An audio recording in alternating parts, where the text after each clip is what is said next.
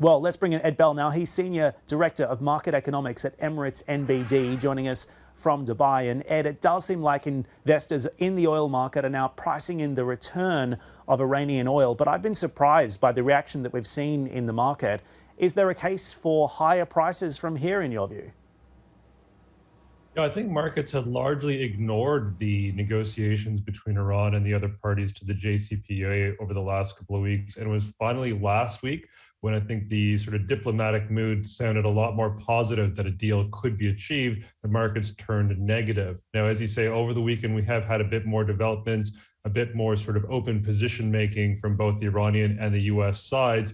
And then we're seeing potentially markets maybe thinking that a deal is not quite as imminent as we had seen last week. So we are starting this week on a rise. There are obviously still enormous diplomatic challenges that remain between both Iran and the United States. And so it's going to be a matter of who's going to be willing to budge first in terms of giving up their positions before we can get all parties to return to the terms of the JCPOA.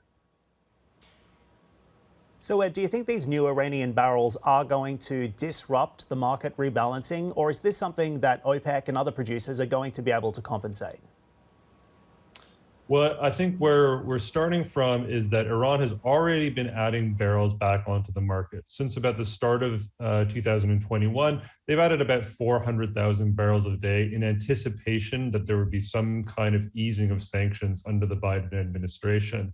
Now, that tracks with what we saw in 2016 when the JCPOA came into effect.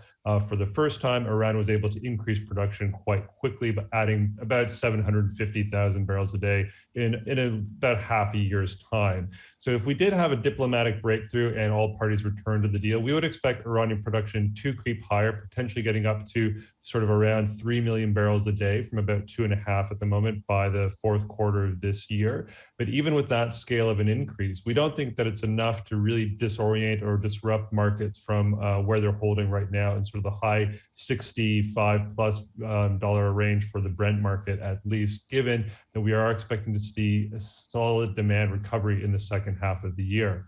The big question, I think, will be if Iran is more freely able to export crude, will the rest of OPEC Plus seek to bring them into the OPEC Plus production agreement and impose a quota on how much Iran is able to produce? In previous examples where countries have endured militant unrest or sanctions, those countries haven't had to have a sort of cap or a target placed on their oil production. And I think there might be a little bit of pushback this time against Iran from some of the bigger OPEC Plus producers to push back against fear that Iran could overwhelm the market with additional production.